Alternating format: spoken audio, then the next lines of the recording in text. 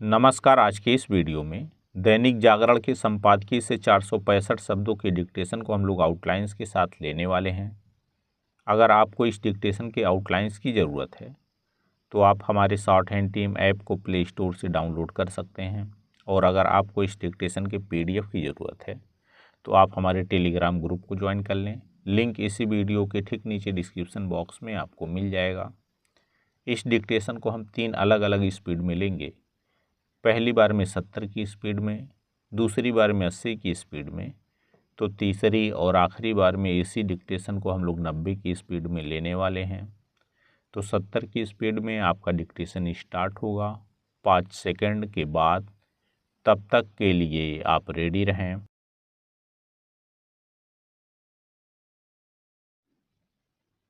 Start. Medical कॉलेजों में प्रवेश की अखिल भारतीय परीक्षा यानी नीट की काउंसलिंग की तैयारी के बीच यह जो मांग हो रही है कि इस परीक्षा को रद्द कर उसे दोबारा कराया जाए, उस पर तब तक ध्यान नहीं दिया जाना चाहिए जब तक इसके पुष्ट प्रमाण सामने न आ जाएं कि इस परीक्षा की शुचिता पूरे देश में प्रभावित हुई। निसंदेह पटना और गोधरा में इस परीक्षा में सेंध लगने की आशंका है, लेकिन अभी यह नहीं सामने आया कि 2 केंद्रों में परीक्षा के आयोजन में गड़बड़ी से पूरे देश में नीट प्रभावित हुई। अच्छा यह होगा कि नीट में सेंध लगने के मामले की जांच कर रही CBI अपनी छानबीन तेज करे और अपने निष्कर्ष से सुप्रीम कोर्ट को अवगत कराए। नीट को रद्द करने पर जोर देना विपक्षी दलों के लिए राजनीतिक दृष्टि से सुविधाजनक हो सकता है, लेकिन उन्हें छात्रों की सुविधा और उनके हितों पर भी ध्यान देना चाहिए। इस परीक्षा में करीब 24 लाख छात्र बैठे थे।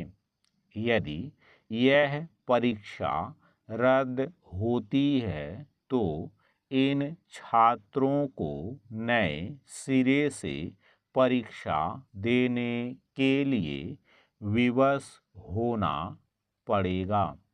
आखिर जब अभी ऐसा कोई प्रमाण सामने नहीं आया कि इस परीक्षा में जो गड़बड़ी हुई उसके कारण पूरे देश में उसकी विश्वसनीयता भंग हुई, तब फिर इस पर जोर देने का क्या औचित्य कि उसे रद्द किया जाए। वैसे भी यह फैसला सुप्रीम कोर्ट को करना है। पैरा।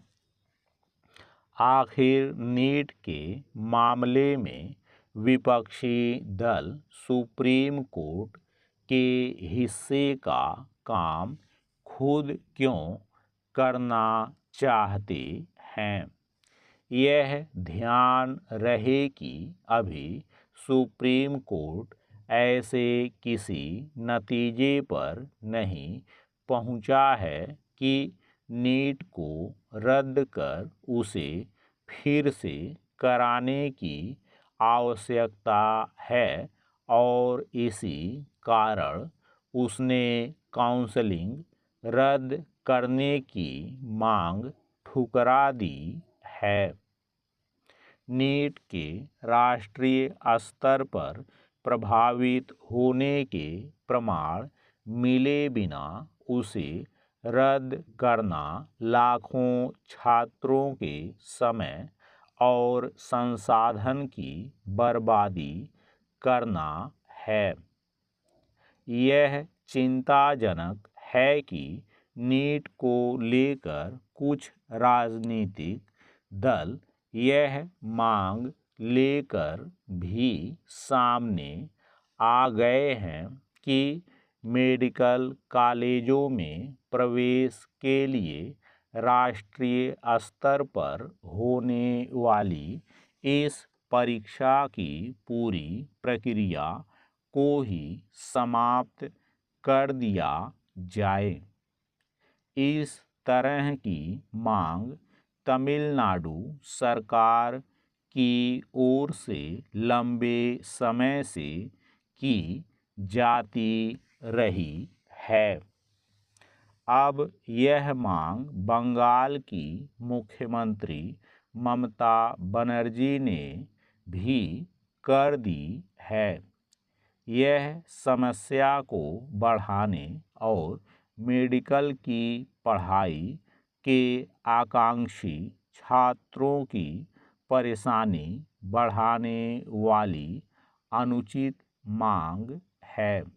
इसकी सख्त आवश्यकता तो है कि नीट का आयोजन साफ सुथरे ढंग से किया जाना सुनिश्चित किया जाए, लेकिन ऐसी कोई मांग करने के साथ इस पर भी जोर देना संकीर्ण राजनीति के अलावा और कुछ नहीं कि नीट के नाम से बनाई गई नई व्यवस्था को खत्म कर उस पुरानी व्यवस्था में लौट जाया जाए, जिसमें राज्य सरकारें और कुछ मेडिकल कॉलेज मनमानी करते थे। स्टॉप।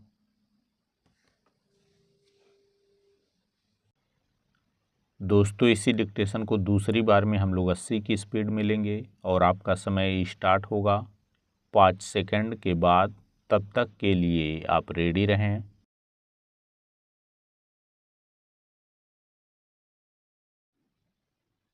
स्टार्ट। मेडिकल कॉलेजों में प्रवेश की अखिल भारतीय परीक्षा यानी नीट की काउंसलिंग की तैयारी के बीच यह जो मांग हो रही है कि इस परीक्षा को रद्द कर उसे दोबारा कराया जाए, उस पर तब तक ध्यान नहीं दिया जाना चाहिए जब तक इसके पुष्ट प्रमाण सामने न आ जाएं कि इस परीक्षा की शुचिता पूरे देश में प्रभावित हुई। निसंदेह पटना और गोधरा में इस परीक्षा में सेंध लगने की आशंका है, लेकिन अभी यह नहीं सामने आया कि 2 केंद्रों में परीक्षा के आयोजन में गड़बड़ी से पूरे देश में नीट प्रभावित हुई। अच्छा यह होगा कि नीट में सेंध लगने के मामले की जांच कर रही सीबीआई अपनी छानबीन तेज करे और अपने निष्कर्ष से सुप्रीम कोर्ट को अवगत कराए। नीट को रद्द करने पर जोर देना विपक्षी दलों के लिए राजनीतिक दृष्टि से सुविधाजनक हो सकता है, लेकिन उन्हें छात्रों की सुविधा और उनके हितों पर भी ध्यान देना चाहिए। इस परीक्षा में करीब 24 लाख छात्र बैठे थे। यदि यह परीक्षा रद्द होती है तो इन छात्रों को नए सिरे से परीक्षा देने के लिए विवश होना पड़ेगा। आखिर जब अभी ऐसा कोई प्रमाण सामने नहीं आया कि इस परीक्षा में जो गड़बड़ी हुई उसके कारण पूरे देश में उसकी विश्वसनीयता भंग हुई, तब फिर इस पर जोर देने का क्या औचित्य कि उसे रद्द किया जाए। वैसे भी यह फैसला सुप्रीम कोर्ट को करना है। पैरा आखिर नीट के मामले में विपक्षी दल सुप्रीम कोर्ट के हिस्से का काम खुद क्यों करना चाहते हैं? यह ध्यान रहे कि अभी सुप्रीम कोर्ट ऐसे किसी नतीजे पर नहीं पहुंचा है कि नीट को रद्द कर उसे फिर से कराने की आवश्यकता है और इसी कारण उसने काउंसलिंग रद्द करने की मांग ठुकरा दी है। नीट के राष्ट्रीय स्तर पर प्रभावित होने के प्रमाण मिले बिना उसे रद्द करना लाखों छात्रों के समय और संसाधन की बर्बादी करना है। यह चिंताजनक है कि नीट को लेकर कुछ राजनीतिक दल यह मांग लेकर भी सामने आ गए हैं कि मेडिकल कॉलेजों में प्रवेश के लिए राष्ट्रीय स्तर पर होने वाली इस परीक्षा की पूरी प्रक्रिया को ही समाप्त कर दिया जाए। इस तरह की मांग तमिलनाडु सरकार की ओर से लंबे समय से की जाती रही है। अब यह मांग बंगाल की मुख्यमंत्री ममता बनर्जी ने भी कर दी है। यह समस्या को बढ़ाने और मेडिकल की पढ़ाई के आकांक्षी छात्रों की परेशानी बढ़ाने वाली अनुचित मांग है।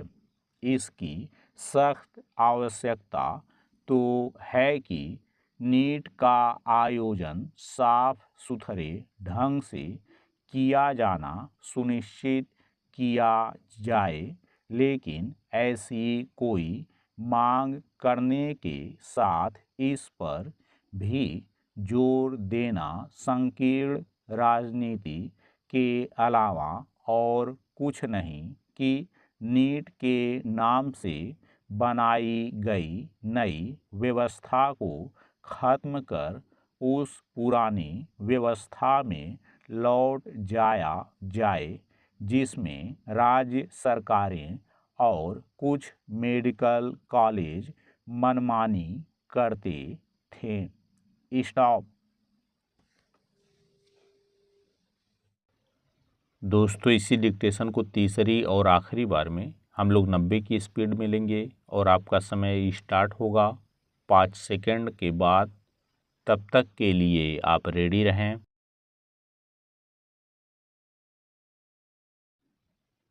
स्टार्ट। मेडिकल कॉलेजों में प्रवेश की अखिल भारतीय परीक्षा यानी नीट की काउंसलिंग की तैयारी के बीच यह जो मांग हो रही है कि इस परीक्षा को रद्द कर उसे दोबारा कराया जाए, उस पर तब तक ध्यान नहीं दिया जाना चाहिए जब तक इसके पुष्ट प्रमाण सामने न आ जाएं कि इस परीक्षा की शुचिता पूरे देश में प्रभावित हुई। निसंदेह पटना और गोधरा में इस परीक्षा में सेंध लगने की आशंका है, लेकिन अभी यह नहीं सामने आया कि 2 केंद्रों में परीक्षा के आयोजन में गड़बड़ी से पूरे देश में नीट प्रभावित हुई। अच्छा यह होगा कि नीट में सेंध लगने के मामले की जांच कर रही सीबीआई अपनी छानबीन तेज करे और अपने निष्कर्ष से सुप्रीम कोर्ट को अवगत कराए।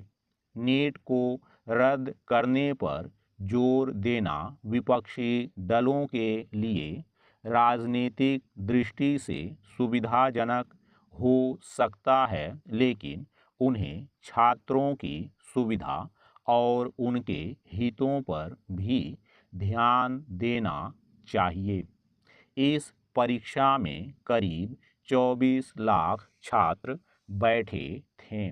यदि यह परीक्षा रद्द होती है तो इन छात्रों को नए सिरे से परीक्षा देने के लिए विवश होना पड़ेगा। आखिर जब अभी ऐसा कोई प्रमाण सामने नहीं आया कि इस परीक्षा में जो गड़बड़ी हुई उसके कारण पूरे देश में उसकी विश्वसनीयता भंग हुई, तब फिर इस पर जोर देने का क्या औचित्य कि उसे रद्द किया जाए। वैसे भी यह फैसला सुप्रीम कोर्ट को करना है। पैरा आखिर नीट के मामले में विपक्षी दल सुप्रीम कोर्ट के हिस्से का काम खुद क्यों करना चाहते हैं। यह ध्यान रहे कि अभी सुप्रीम कोर्ट ऐसे किसी नतीजे पर नहीं पहुंचा है कि नीट को रद्द कर उसे फिर से कराने की आवश्यकता है और इसी कारण उसने काउंसलिंग रद्द करने की मांग ठुकरा दी है। नीट के राष्ट्रीय स्तर पर प्रभावित होने के प्रमाण मिले बिना उसे रद्द करना लाखों छात्रों के समय और संसाधन की बर्बादी करना है। यह चिंताजनक है कि नीट को लेकर कुछ राजनीतिक दल यह मांग लेकर भी सामने आ गए हैं कि मेडिकल कॉलेजों में प्रवेश के लिए राष्ट्रीय स्तर पर होने वाली इस परीक्षा की पूरी प्रक्रिया को ही समाप्त कर दिया जाए। इस तरह की मांग तमिलनाडु सरकार की ओर से लंबे समय से की जाती रही है। अब यह मांग बंगाल की मुख्यमंत्री ममता बनर्जी ने भी कर दी है। यह समस्या को बढ़ाने और मेडिकल की पढ़ाई के आकांक्षी छात्रों की परेशानी बढ़ाने वाली अनुचित मांग है। इसकी सख्त आवश्यकता तो है कि नीट का आयोजन साफ सुथरे ढंग से किया जाना सुनिश्चित किया जाए, लेकिन ऐसी कोई मांग करने के साथ इस पर भी जोर देना संकीर्ण राजनीति के अलावा और कुछ नहीं कि नीट के नाम से बनाई गई नई व्यवस्था को खत्म कर उस पुरानी व्यवस्था में लौट जाया जाए जिसमें राज्य सरकारें और कुछ मेडिकल कॉलेज मनमानी करते थे। स्टॉप।